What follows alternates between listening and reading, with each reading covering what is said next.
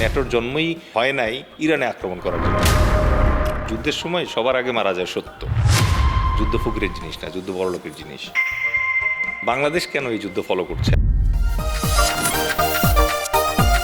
Social মিডিয়াতে দেখছি যে অনেকগুলো আমেরিকার অনেকগুলো বিমান ভূপাতিত করছে, অনেক কিছু দেখছি। যুদ্ধের সময় সবার আগে মারা যায় সত্য, ঠিক আছে? যুদ্ধের সময় আপনি ইরান যেই সংবাদ দিবে মনে করবেন এই সংবাদে ইরান নিজেকে ফাঁপায় দিচ্ছে, because it is Iranian propaganda. একই রকমভাবে আমেরিকা ইউরোপ যেটা দিবে সেটা হচ্ছে তাদের প্রোপাগান্ডা। কারণ যুদ্ধের সময় নিয়মই হচ্ছে আপনি আপনার ক্ষতি একেবারে বলবেন না, শত্রুর অনেক ক্ষতি হয়েছে এটা বলবেন। সুতরাং যখন দুইটা চ্যানেলই আসবে তখন আপনি কনফার্ম হবে যে এই ঘটনা ঘটছে। সর্বশেষ আসলে কোন দিকে যাচ্ছে সব কিছু? এখানে তিনটা পক্ষ জড়িত, তিনটা পক্ষের জয়ের যে ডেফিনিশন আছে এটা আলাদা, ঠিক আছে?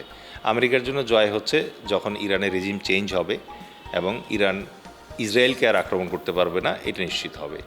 ইসরায়েলের জন্য জয়ের সংজ্ঞা হচ্ছে যে ইরান আর তাকে আক্রমণ করতে পারছে না কোনোভাবে, তার প্রক্সিরা তাকে ডিস্টার্ব করতে পারছে না, এবং আল আকসা মসজিদ ভেঙে সেখানে সে থার্ড টেম্পল করতে পারবে।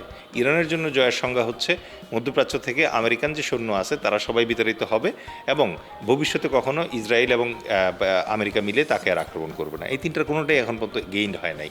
মাঝামাঝি যে জিনিসগুলো ঘটতে শুরু করছে সেটা হচ্ছে যে ন্যাটো কান্ট্রি যারা আছে তারা ইদানিং ট্রাম্পকে বলছে যে তাদের যে ন্যাটো বেসগুলো আছে এগুলো আর তারা ইরানে আক্রমণের জন্য ব্যবহার করতে দিবে না।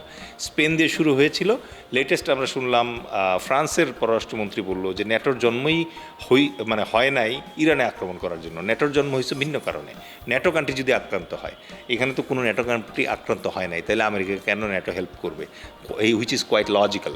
আর রাশিয়া এবং চায়নার আন্ডারস্ট্যান্ডিং যদি আপনি বুঝতে চান, রাশিয়া চাচ্ছে যে আরও কয়েকদিন যুদ্ধটা লম্বা হোক, কারণ তাহলে ইউক্রেনকে সে সাইজ করতে পারবে।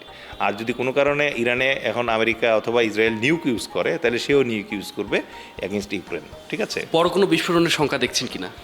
ডেফিনেটলি এখন তো যুদ্ধ এখন এমন একটা অবস্থায় এসেছে যে next 30 days is very very important. Bangladesh কেন এই যুদ্ধ ফলো করছে, আমরা কেন এটা নিয়ে অনুষ্ঠান করছি? Because we need to learn from Iran. আমাদের শেখার জায়গাটা কি? নাম্বার ওয়ান হচ্ছে যে ডিপ্লোম্যাটিক্যালি আপনাকে শিখতে হবে যে যদি কখনো আপনার ইন্ডিয়ার সাথে যুদ্ধ লাগে তাহলে আপনার এলাই কারা থাকবে। 2 নাম্বার হচ্ছে মিলিটারিলি আপনাকে শিখতে হবে যদি কখনো আপনার যুদ্ধ লাগে মিয়ানমার অথবা ইন্ডিয়ার সাথে, আপনার লাগলে এই দুইটা দেশের সাথেই লাগবে, তাহলে আপনি এই যুদ্ধ কীভাবে বর্ষাকাল পর্যন্ত টেনে নিয়ে যাবেন এবং বর্ষাকালে কীভাবে এদেরকে হারাবেন। ইকোনমিক্যালি আপনাকে এখন থেকে ভালো ভালো ব্যবসা করতে হবে, ভালো ভালো দেশের সাথে ব্যবসা করতে হবে, কারণ আপনার যদি টাকা পয়সা না থাকে তাহলে আপনি যুদ্ধ করতে পারবেন না। যুদ্ধ ফকিরের জিনিস না, যুদ্ধ বড়লোকের জিনিস। এই জাতীয় যুদ্ধ থেকে একটা জিনিস বুঝতে হবে, সেটা হচ্ছে we need very strong air defence, we need very strong military. কারণ আজ পর্যন্ত আপনি শক্তিশালী মিলিটারিওয়ালা কোনো দেশকে ভিক্ষা করতে দেখেন নেই।